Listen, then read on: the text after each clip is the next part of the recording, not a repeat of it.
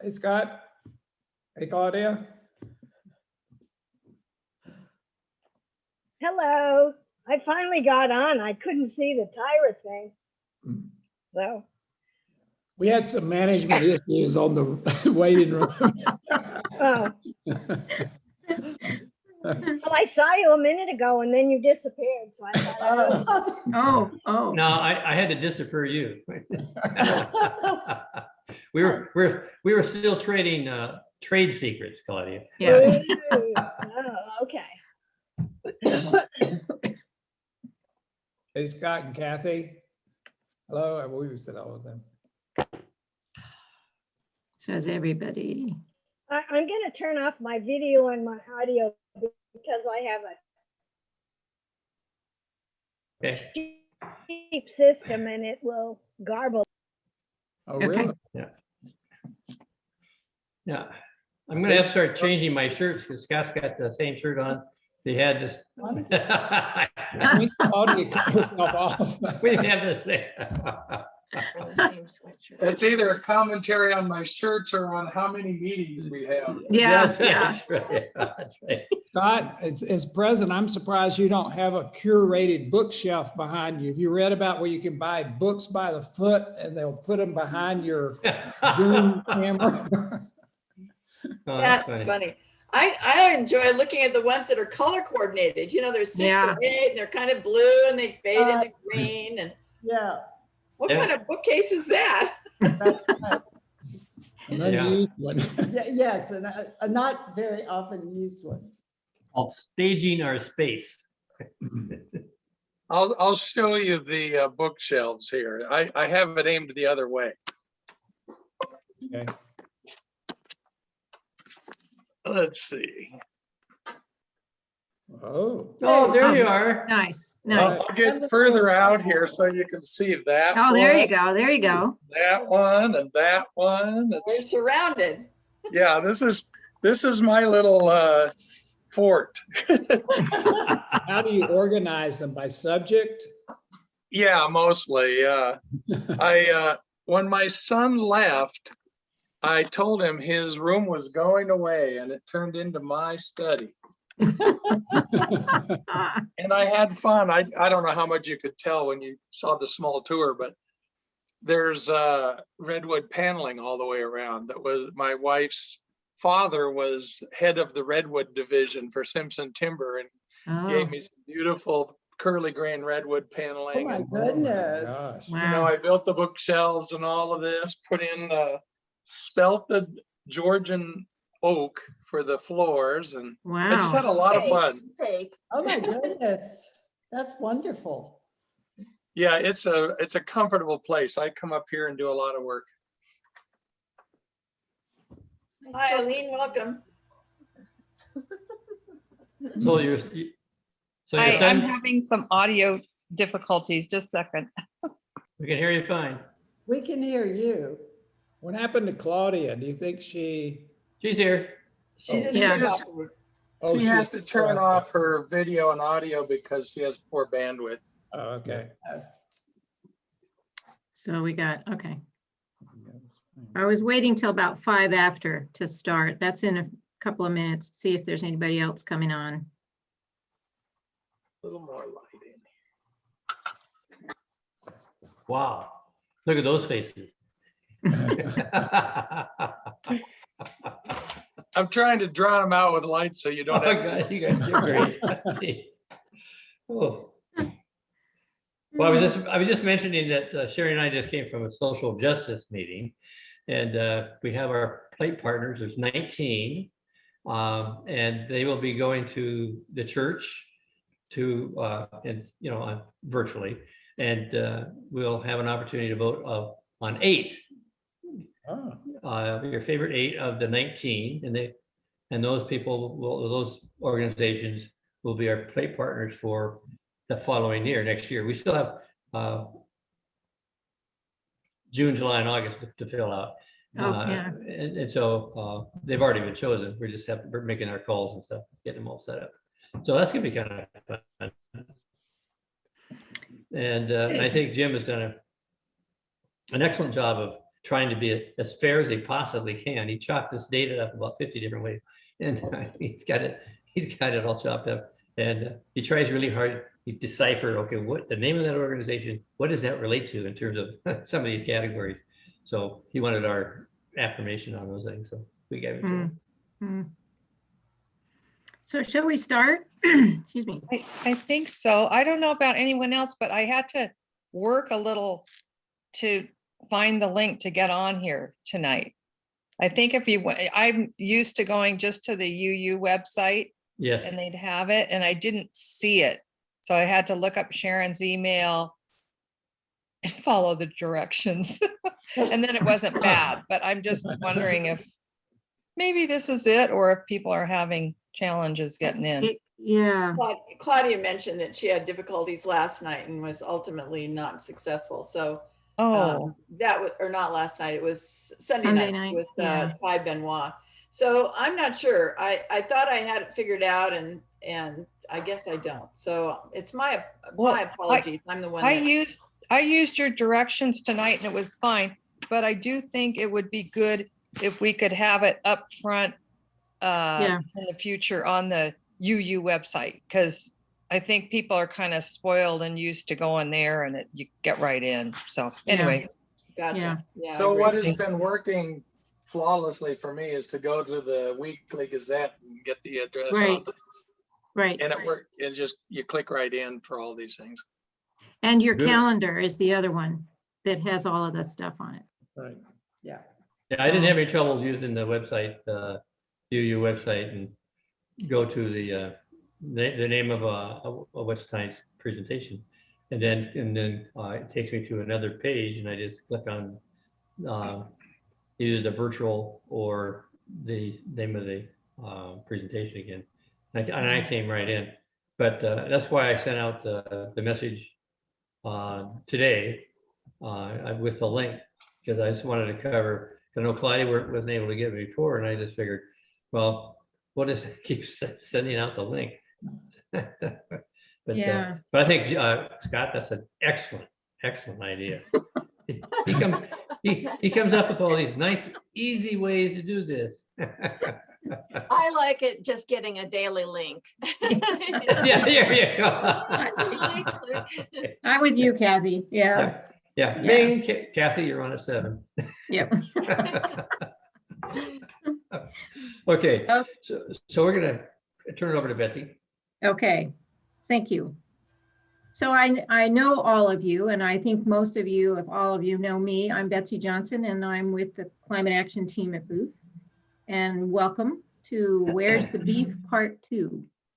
And as you know, because I think all of you have attended many of the events we've had for Earth Month, we've been sponsoring a variety of presentations over the last 3 weeks or so, and on a variety of topics. And 2 weeks ago, in Where's the Beef Part 1, John and Paula Warren shared with us how they moved from the typical American diet, including burgers and colas, through a long journey to 100% plant-based diet. And it took many years. It wasn't a fast conversion. It took a long time, and they learned a lot along the way. So they shared with us 2 weeks ago a long list of resources, which we will make sure you have the link in the chat. And that is also available on the CAT page on the Booth website as a handout. But they're also going to give us a few more resources tonight. So we should be getting a lot more information about how do you move to a plant-based diet. And a week ago, after Where's the Beef Part 1, we gathered with Chef Michael Alvarado and Reverend Sarah for a really fun and creative vegetarian cooking class.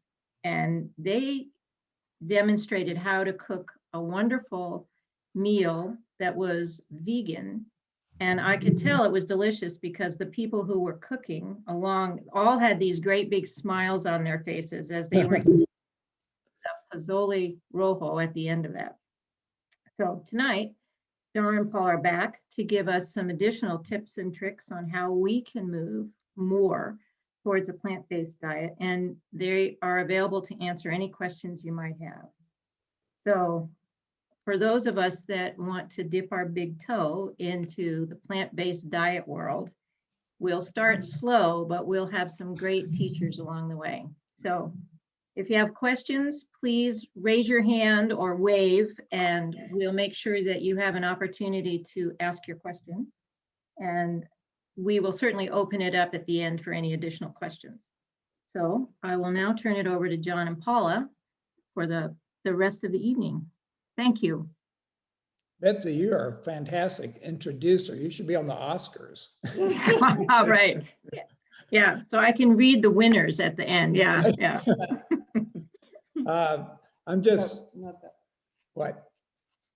We I'm want- just sharing what we did last week and what, Okay, this is- there's this where is we sort of are. like part two. Yeah, That, and we'll send this to Betsy so that everybody can, if you so desire, and if you knew somebody that was not, let me pull this over, not, they didn't listen in or something, this would be, a good resource for them. So these all be just one Word document. We just added to it a little bit, found some useful things. So Ms. Warren. okay. The first thing is just to look at that plant-based versus vegan, and you'll see that the main difference between a whole food plant-based and diet is that it doesn't have oil in it, and obviously it doesn't have meat or dairy or anything like that. The main things that separate it are oils and highly refined foods, processed foods. That's why a lot of people now are specifically stating whole food plant-based diet is the way they are. So that's just that little chart right there. But for anybody that's interested, whether you're interested in just trying a little, to add a little more plant-based foods into your diet, whether you might have one of the chronic diseases that there is so much research that shows that a whole food plant-based diet really, really helps with, to the point that lots of people actually have their conditions go away. Or if you just, there are people that want to do it just because they don't want to consume animal products anymore. And some people because of climate change. So there are lots of reasons. It helps to know why you're doing it. And I'm just going to more in what I talk about, just make the assumption that most people are going to be like, I want to try this and I want to increase some of the plant-based foods in my diet and just see where that takes me. The very first thing I will tell you is that a whole food plant-based diet is not going to, when you do a plate of food, it can look a lot like a meat-based meal, but most of the time it doesn't. I spent a lot of time trying to do meals so that thought it needed to look like a meat-based meal. It took and that involved a lot more time and a lot more planning and a lot more organization and a lot more cooking. And I discovered that wasn't really the path I wanted to go down. You need to know that health-wise and to get a very balanced nutritional plate, it doesn't have to look like the kind of plate that you're normally used to. In fact, we have a lot of meals that you would look at the plate, and if you were thinking in terms of an entree and side vegetables or something, you wouldn't be able to figure out what was the entree on our plate. So, For example, tell them what was on your plate tonight. We've already eaten it, so we can't show it. So let's yeah, all so tell you what was. we can't show it. on our plate tonight, you would probably consider our baked potato our entree. So we had a baked potato, then I had a kale and apple salad. And then I had did a little salad that was a mix of diced tomatoes, cucumbers, peppers, fresh dill, and some fresh basil and some balsamic vinegar drizzled on it. And then I had a yellow squash and green squash that I did in the air fryer, which also I could have done it in the oven roasting them, that I sprinkled with a salt-free seasoning. And what was the other thing I put on? Just a tiny bit of balsamic vinegar so that the salt-free seasoning, which has some vegetables and herbs and stuff in there, would stick to them. And then we make a plant-based Parmesan cheese that I sprinkled a little over the top. So that's what our dinner was. I ate mine sort of as everything separate. John had the tomatoes and the cucumbers and all that sort of stuff on top of his potato, as if it were Bruschetta or salsa, like he loves salsa on top of his. So that's what our plate looked like at dinner tonight. And then one other thing before Paula continues, then everything that she told you is what we use the term whole food. None of that was processed. Right. It was all the food. None of It's it was just out of the it. food. Nothing wrong with a jar. It wasn't, it had we use the term, if you look, what's the food you're eating? Tomatoes. Right. Okay, now if I go and there's 5 other things in there beside tomatoes, which you often see in processed food. So what we try to do is avoid anything that's processed, highly processed. Yeah, That's and a we fair do statement. eat some processed, because anytime you break something down, for example, we used to eat plain rolled oats. Okay, so they're processed simply because they're rolled. And then we moved to still cut.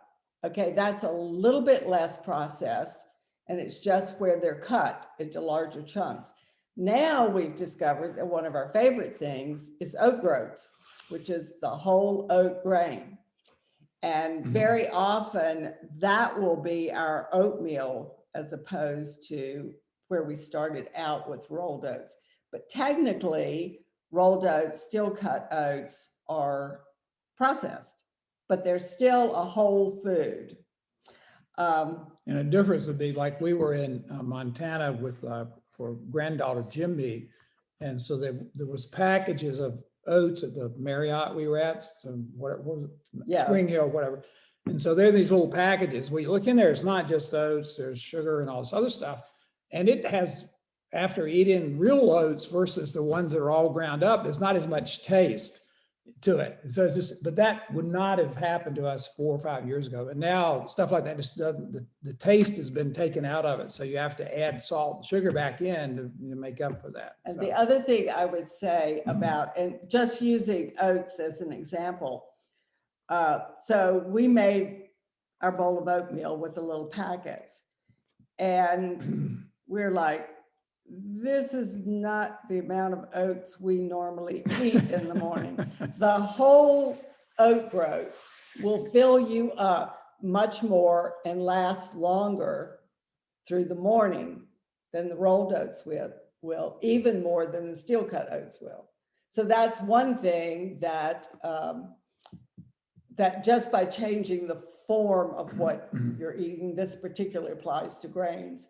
The closer it is to the whole grain, the more filling it is, the more satisfying it is, and the longer before you get hungry. The other thing, if you're just getting started, is that pick a few things that you already know you like, and then find recipes that use those things. You might like, for example, I love zucchini. So the zucchini would be something I would start with. It could be anything from you saute the zucchini with like onions and celeries and Italian spices to cook it that way.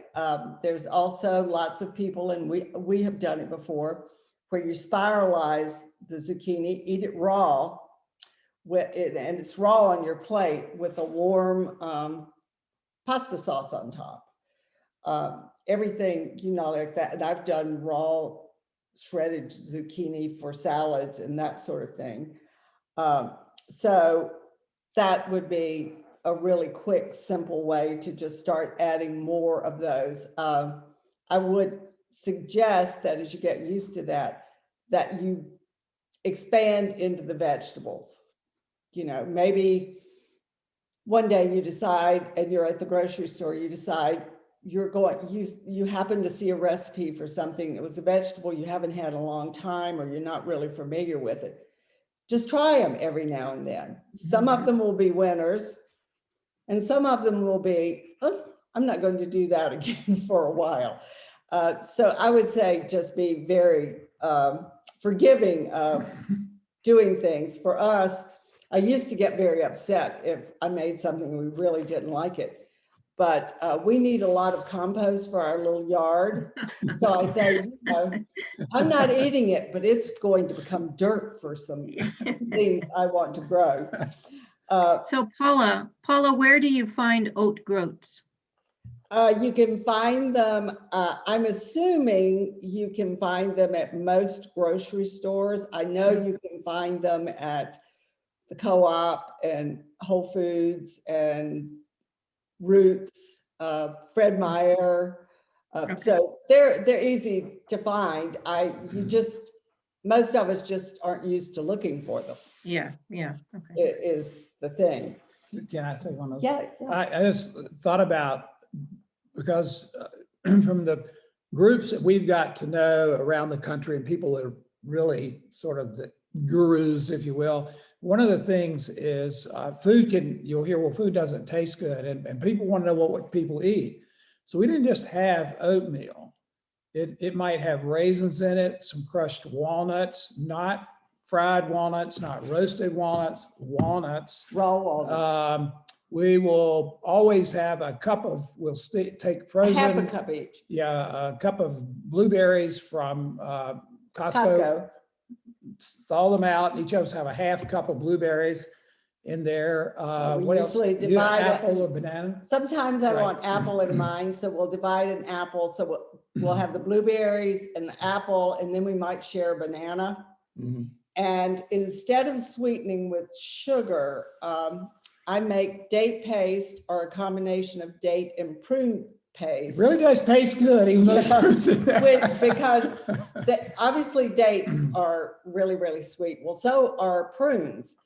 And I will do about maybe 2/3 dates and 1/3 prunes. I just soak them, take the Mhm. dates and the prunes and their soaking water, put it in my blender, grind it up into a paste, put it in a jar in the refrigerator, and we just scoop out, a spoonful to go into our oatmeal. And we like lots of cinnamon, pumpkin pie spice, gingerbread spice. Jamaican allspice. Yeah, allspice, just whatever, spices you happen to like to go with cereal. And then we use almond milk to go on it. And that's how we flavor our oatmeal. And we've both gotten so that it's like, we look forward to that bowl of oatmeal in the morning. It's really good.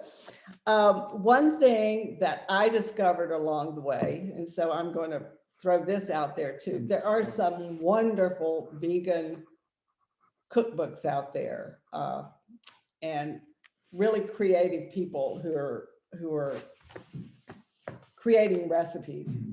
And that was what I started with. Most of those, they would be really popular. You would see them pop up in lots of different places. So I would try them.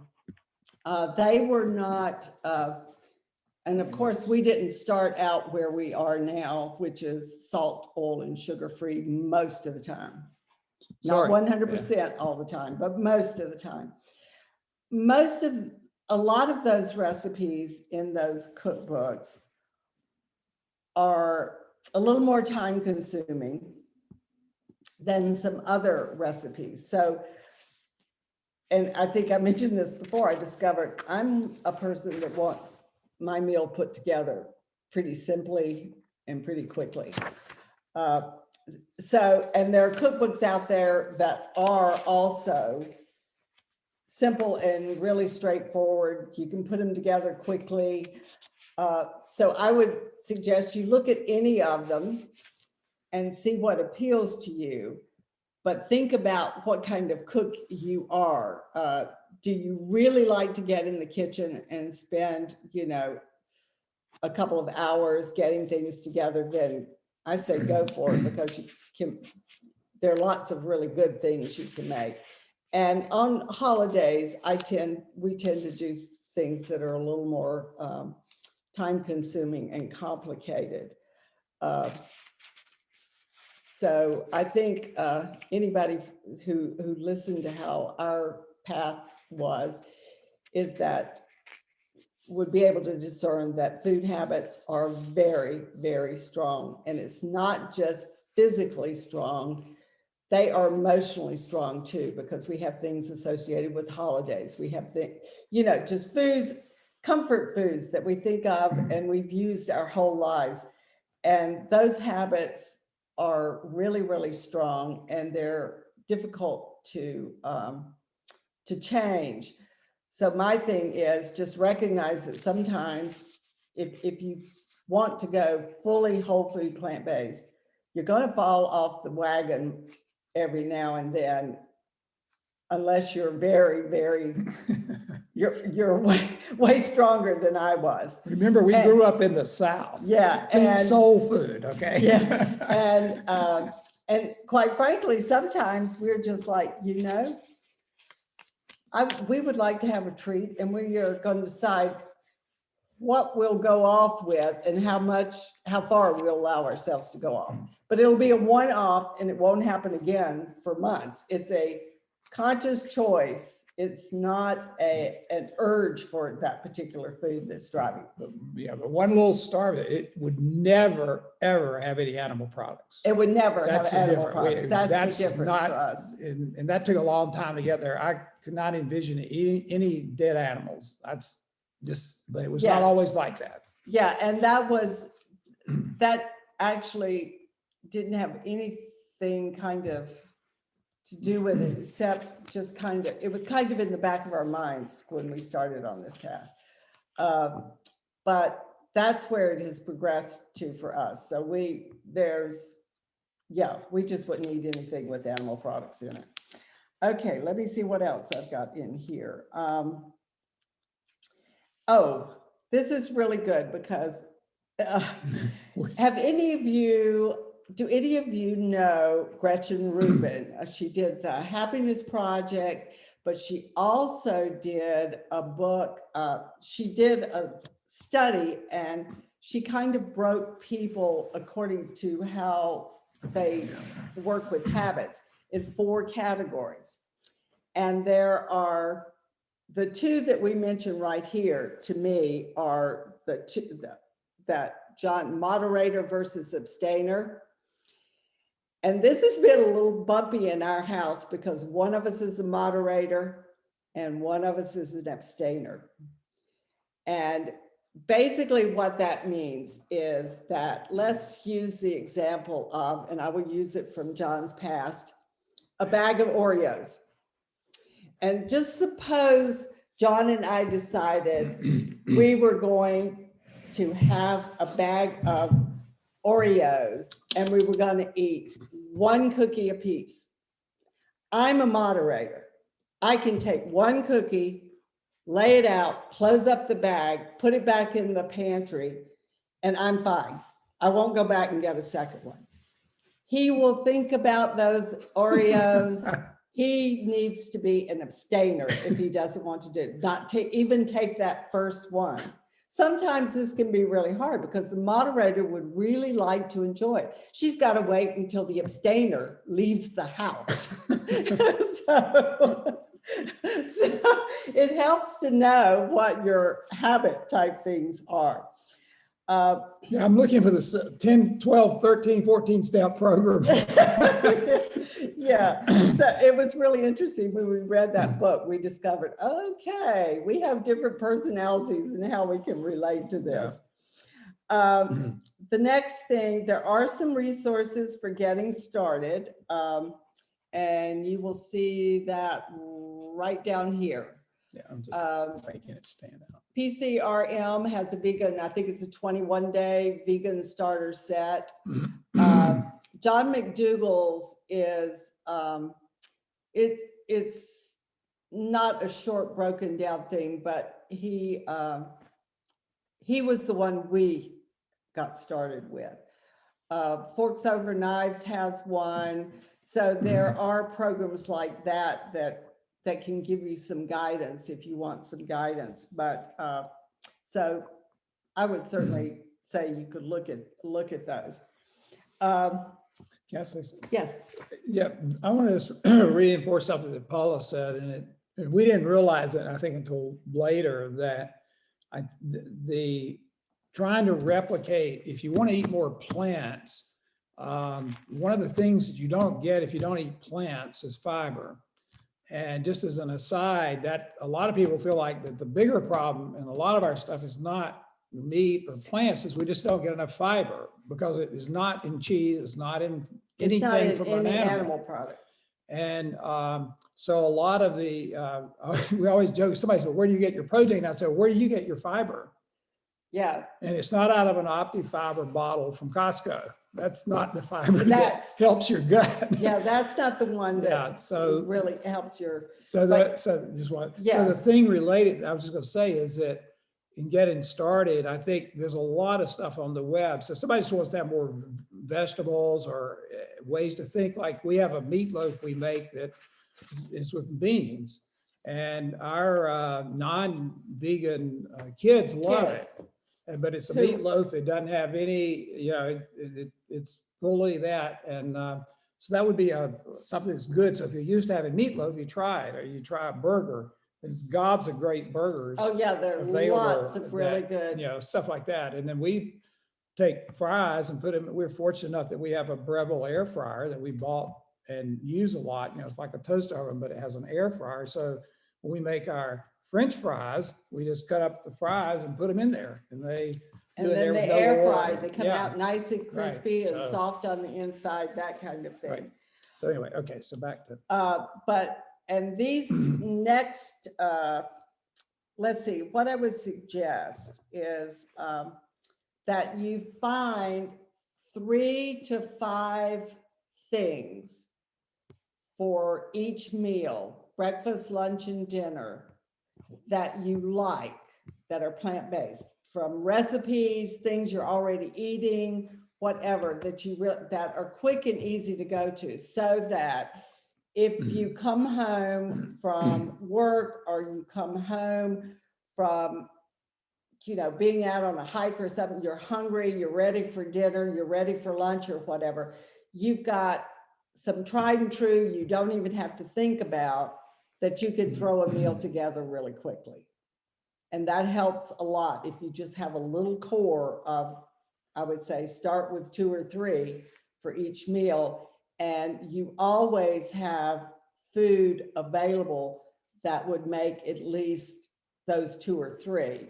Whether you have beans that you bought at the store that are in cans, or dried beans that you've cooked yourself and have put in freezer packets, and you have the frozen grains that you've pre-cooked and that are in the freezer. So food prep is a really good thing, whether you're on a meat-based diet or a plant-based diet, but it really, really helps if you're on a plant-based diet.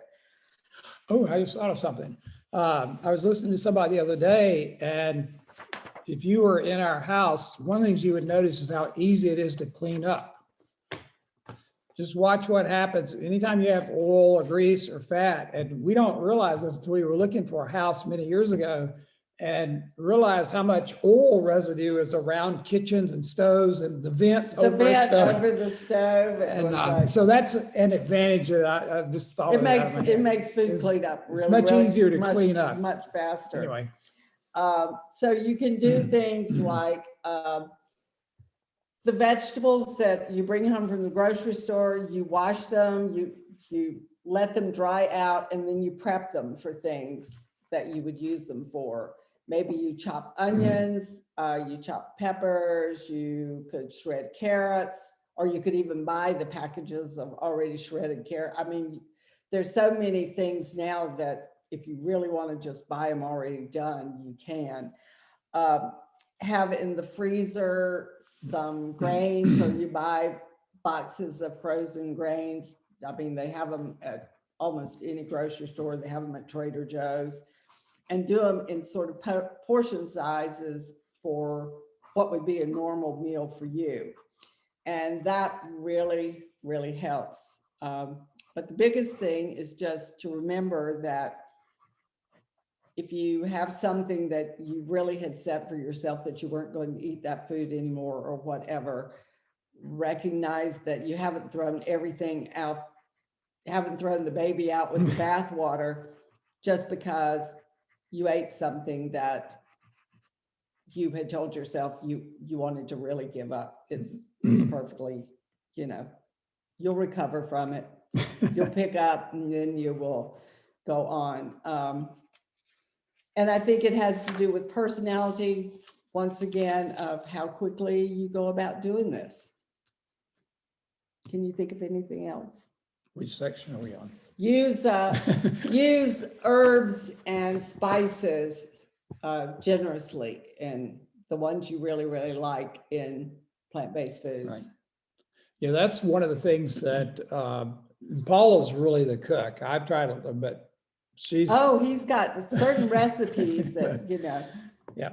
Yeah, I can do some. I've learned a lot. Yeah. Much more because I used to travel all the time and then was here only in the weekend. But the thing about herbs is, and I don't know where this popped up to me, is if you think about what you eat, don't matter well it's a plant or food. Somebody said, well, have you ever eaten a hamburger that has nothing in it but hamburger? Or eat a chicken? Or particularly, it has no salt. No salt, no anything. That Just as an experiment. Yeah. Try it one day. Yeah, Cook it, Right. to sit down and eat, but with no salt or pepper on it. So where I was going with this, so meat's a carrier. Look at all the chili. The meat's just a vehicle for delivering all these other things. And so what we have learned and through others is that you have plants that do that. Whether it's you're using sauces, you're using herbs, you're using spices and things like that. And so if you sort of have that in the back of your head, not to stop eating meat, but just to use more plants, you can really substitute a lot of things and you're not going to notice the difference. So You will notice in texture. Texture. Right. You will notice in texture. And for some people, that's a real issue. So you can start out where you have, let's say you're going to make something like a pasta sauce. And if texture is a really big thing, because usually for pasta sauce, a lot of plant-based pasta sauces, lentils are used. And so they're going to have more of that bean texture. So you start out with, half of it's meat and half of it's lentils, and gradually just switch it over as you become accustomed to the difference in texture. I'm trying to That think would of give us something some else. ideas there about. Yeah. And if you have food prepped or you have, we now have in our freezer, we used to not have it. We'll buy these packages of mixed vegetables. Like there's one that's called a stir fry mix. There's one that's like a California mix. I'm trying to think, there's several of them. I always keep some in the freezer because if I want something really quick, rather than doing each of the vegetables that I might want to say we're going to have a bowl for dinner, and we're going to use some kind of grain in the bottom. And then we're going to have maybe 5 different kinds of vegetables. Well, normally I will do each of those vegetables so they've been fresh cooked before a meal. And then another thing is to find 3 to 5 sauces that you like. And you can get bottled ones. We don't, because I really need to watch, particularly me, I need to watch salt. And I only know of one place where I can get sauces that don't have salt in them. And I actually don't like them as well as the ones I make, but I stock them just in case I want to quickly put a meal together and I don't want to have to make a sauce in addition, and I will use it then. It's not my favorite sauce, but I try to have a sauce or 2 made up or in the freezer. And the other day we ended up having a salad for lunch, and I realized, oh no, we used up all the salad dressing.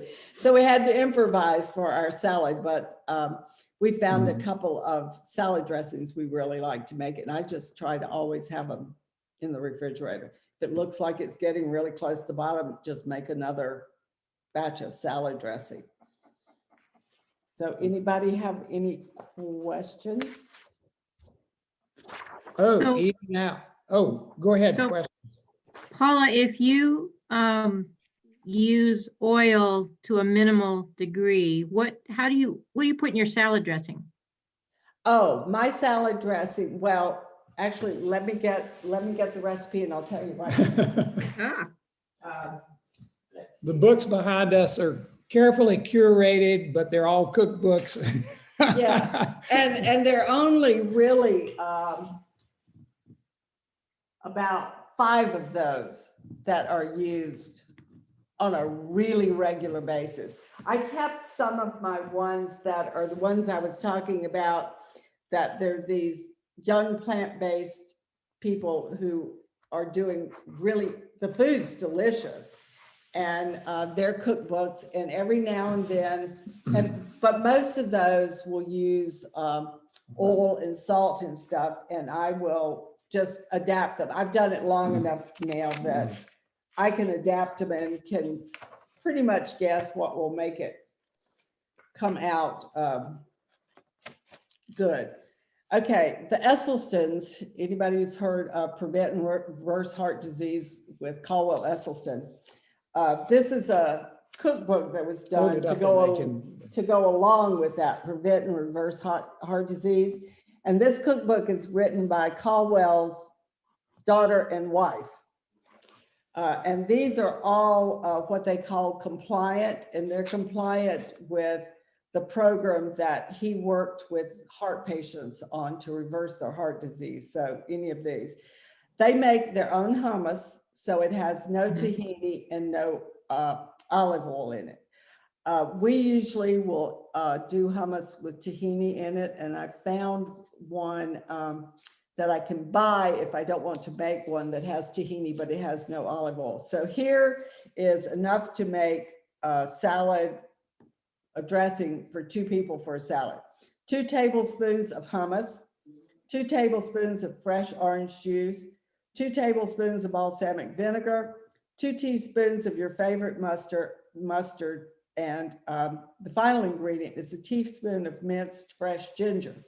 Well, I don't always have the ginger, so I'll leave it out, but the ginger is really good in there. Simple, I can do it up in no time, takes no time to grate the ginger, take a whisk and do all these things together. So that is one of our absolute favorites, and I quadruple it when I make it. Yeah, we eat a lot of that.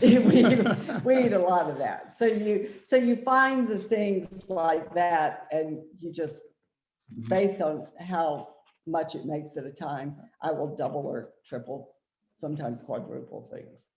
And how about your Parmesan cheese? How do you make that? I'll have to, if you will hold on, I will give you, I don't need to think about it because I'll pull out my cookbook and get it. Yeah, while she's doing that, we actually ate at Roots today. And one of the things that we noticed, the food there is very good. I'm so thankful for Roots. But it's really oily. And Because they use vegan cheese. and yeah, so man, on. we've gotten used to that. That's probably hard for all of you to understand. Once you get used to that, when you pick up a muffin that your hand has like olive oil or oil is all over it, that for us is too oily. And so we've gotten used to that. Now, we weren't always like that. And so these recipes that we evolved, like one of them, and if you look at the recipe Nutmeg Notebook, she has a great one using almond milk. And what's happened is a lot of these a little younger than us, people have figured out ways to do things to give you that flavor and the things that you want, but using plant ingredients and taking the oil out. And it's really what's fun is to watch what people have come up with. And once, there's actually a lot of variety. But Paula, just read it real quick. Okay, so It's called Nutty Parm. yeah, so this is one of Michael Greger's cookbooks. This was his first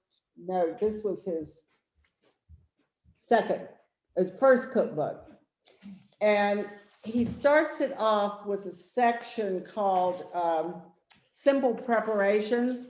And one of those simple preparations is a savory spice blend that you can use in lots of things. And it's a very good spice blend. And I won't give you but I'll tell you what it's in it. It has nutritional yeast, onion powder, dried parsley, dried basil, dried thyme, dried garlic powder, mustard powder, paprika, turmeric, and celery seeds. And you just blend up a batch of it and you can use it in lots of different things. And the reason I'm telling you that is because he uses it in this nutty Parmesan. It's a half a cup of almonds, a half a cup of Brazil nuts, which by the way have selenium, which most people are deficient in, a half a cup of nutritional yeast, and 2 teaspoons of savory spice blend. And you just whip it up together, put it in a jar in your refrigerator. This was what I used on our zucchini tonight. I use it sometimes. I make this, let's see, it's onions, celery, peppers, zucchini, and onions and garlic casserole thing. And I will sprinkle this on top of it. Whereas someone might put some grated cheese on it. I'll sprinkle that on there and then put it in the oven to bake. And it sort of gets dried and it gives you a little bit of a crunch to it with that in it. He also has in here umami, and I don't know whether any of you are hearing this thing about, this is a new taste that's been discovered in the last, I don't know how long it's been, but it's where all the 5 tastes are together in one food or one combination of things. He has a recipe in here for this. That's something that's wonderful to add to a soup base or something like that. It's the same way people use mushrooms in dishes. Mushrooms are very umami flavored food. But that's the kind of thing that's Freddie has in here. A homemade vegetable broth, a ranch dressing, a healthy hot sauce, balsamic date glaze, harissa spice, date paste, almond milk. So it's kind of just to do a little prep for a plant-based kitchen. And so that's the Parmesan we use. There's And a, everything, someone named Robin Robinson did the recipes for him in here. I mean, she is a great recipe designer. It's developer. Everything we've tried in those 2 books we have liked. okay. There's a question. My understanding is that humans need a certain amount of oil and fat for their nervous system to work properly. Right. Could you comment on that? We get it from nuts and seeds and avocados. Okay. Okay. And how much, I'm assuming you get your protein from nuts, legumes, a little bit from the whole grains. Do you try to monitor that or try to get a certain amount of of protein, because I've read and gone to some lectures before about, when you get older and how important protein and that is for your bone health. So I just wondered what you do to be careful about that. I don't pay any attention to it. We actually don't even think about protein. And most of the doctors all of the doctors that we follow who are very steeped in well done, peer reviewed research say, if all you have to do is eat sufficient calories and a variety of foods, I mean, you don't have to worry about it. The biggest thing is if you're eating a variety and you're getting enough calories, you will get the protein you need. So no, we don't even think about it. And I assume you don't take any supplements either.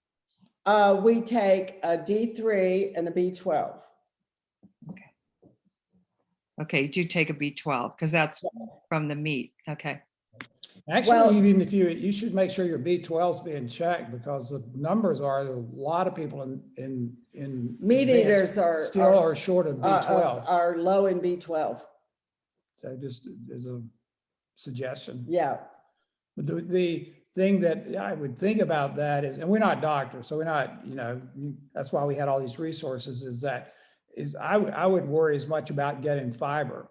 And the problem, if you don't eat enough plants, you just flat aren't getting You fiber. just can't get enough. And there's plenty of research on that as well. But Yeah, anyway, there's a lot of research on that. And we're very careful, the doctors that we follow, because they will, if a really popular thing hits the press or whatever with studies, it won't be very long before a couple of these doctors will come out and say, okay, they've gone through this. And you find out whether it was set up to be a well-done, double-blind, peer-reviewed study with sufficient people in it, or it wasn't. And so until I see what they have to say about it, I don't, we don't do anything about some of the things until, and they almost always will, anything that you hear in a new book or news or whatever. So we just wait until, and there are about 5 of them. And so far, they've all come out with the same thing about the research, because they're all reading and studying the same research. How about bone density? Do folks on a vegetarian or a vegan diet, plant-based diet, suffer from lack of bone density? Depends on the diet, and it depends on exercise. Is that what we would say? Yeah. Yeah. Yeah, there's a Okay. lot, I was just thinking about this sort of what you asked Betsy, and what is a different indicator. There are people that are ultra endurance. This guy just ran across the country 70 miles a day, eats like this. Obviously, he has to eat many more calories. He eats Yeah, almost he does. 10,000 calories a And, day. Wow. and they're in older populations. This is way beyond my wheelhouse, but one of the challenges, if you eat too much protein, is it actually Yeah. draws the calcium out. Yeah. And it's because your body's trying to balance Balance. calcium and potassium. You can The go pH of your blood, which So- your body has to keep it balanced, yeah. or you will be really sick I really mean, fast. we may both break our hips tomorrow, but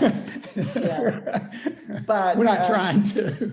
Yeah, but the really important thing is the balanced food, and particularly weight-bearing exercise. Yeah. All of us are all young on this call, so maybe. Yeah. And I missed your the earlier presentation, so I didn't follow what the hesitation or objection to oils is, particularly olive oil and the Mediterranean diet that seems to get a lot of good press. So Yeah, actually, the Mediterranean and the research on the Mediterranean diet is quite good.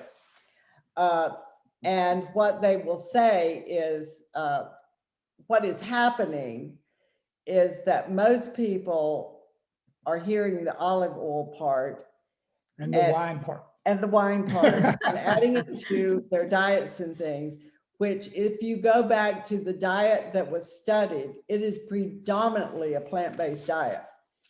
And with low amounts of animal products and lower amounts of wine too. for that matter. But yes, the Mediterranean diet is a very good one. For me, the reason why I particularly want the salt-free and oil-free diet is blood pressure has been an issue for me, and it has for a long time. And so I work very hard to maintain it as close as I can, because if you have elevated blood pressure, you have some degree of heart disease, because anything related to your arteries is related to your heart. And particularly Dr. Esselstyn and Dr. McDougall, theirs are, well, McDougall's is a little easier for something, but Dr. Esselstyn and the people he worked with, their diet is salt, oil, and sugar-free. And so I stick really close to Esselstyn's thing, and he's got a track record from back in the 1970s with the patients he works with. Just one thing, nobody really asked about this, but Paula and I are very fortunate, but a lot of people are looking at what they eat around weight loss. And there's I don't know, there's a concept called basically it's food density, and eating oil is about the dumbest thing you can do if you have too much weight on you, because it's the highest calories per tablespoon. So yeah. you're really, if you know anybody that's an issue, that's a really good reason. My father had his first heart attack when he's 35. So that's a health thing from my side. That's one of the risk components and that kind of thing. So everybody doesn't have to do that. That's just the way that we choose to do that. Yeah, we It just works for choose us. to follow Dr. Esselstyn. Yeah. Pretty close. We're not 100% his everyday with what we eat, but we are really, really close. And what has happened now is we have become so accustomed to that we no longer like the feel of oil or the taste of Right. oil in food. I know we're about out of time. I just thought this is a public service announcement that if you knew anybody who really had serious heart disease and they really don't want to have their Chest insides cracked open. open, or they've got 10 stents, they need 5. I mean, maybe some of you, but you hear these stories. All I can say is if that was somebody in my family, I would try to get them to be able to talk to Esselstyn, at least to give them an option. And because some of the stories they have from these are just really neither of us have experienced that, but people have had major heart issues that, at least to me, as an intelligent person, you ought to at least consider that as an option. And the people he did his research on at the Cleveland Clinic were ones that he had been working with other people and watching things, and he just really felt like it was the food and he needed to do something. So he went to his colleagues. He's not actually, he was a surgeon, and he kept doing these same surgeries over and over, sometimes the same people coming in for the same surgery. So he went to, and this was back in the 70s, and he went to the cardiology, his colleagues in the cardiology, and said, I really want to try this. And you have patients that you're telling, go home and get your things in order. There's nothing else we can do for you. And they said, that would be fine. It would be, and he documented it and all this. And that's what his research was based on. People so sick that of course, we have other things they do now that they didn't have in the 70s, but those were the patients that he initially developed this program for. And so we figure if I want to watch out for either one of us for a thing, then we're going to stick pretty close to Esselstyn. I know we have to go, and then Kathy has a quick question. This will be in the handouts. Danielle Bellardo's board certified cardiologist, and she put together and eats like we do. And she put together a green light, yellow light, red light. It's a really nice summary. This is really about Of health. foods. Of foods, but, and it's not, and so it just give you a feel for that if you know anybody. So I'll send that to Betsy tonight, and then that'll be in the resources. It's a really nice thing. And then I thought Kathy had her hand up. Oh, Oh, yeah, I'm just curious before you went this far, since I'm not that far. I like to eat baked goods, and I was wondering if you did vegan baking, and if so, what do you do instead of eggs? Just curious. okay. I basically use other people's recipes because baking is a very delicate thing. And we don't do a lot of baked goods per se. We do make muffins. And then because we do like to occasionally go to a coffee shop, and we take our own muffins with us when we go.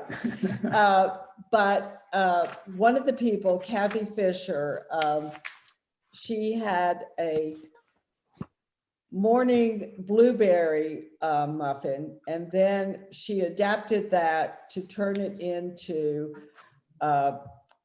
what she called a carrot cake carrot cake muffin. So it's really like a little carrot cake. Now, if you're used to the typical carrot cake, it's different, but to us at this stage, it's good. And it's a little sweeter than what we normally eat, but it's whole food plant-based. And what she uses in hers is flaxseed in water until it gels.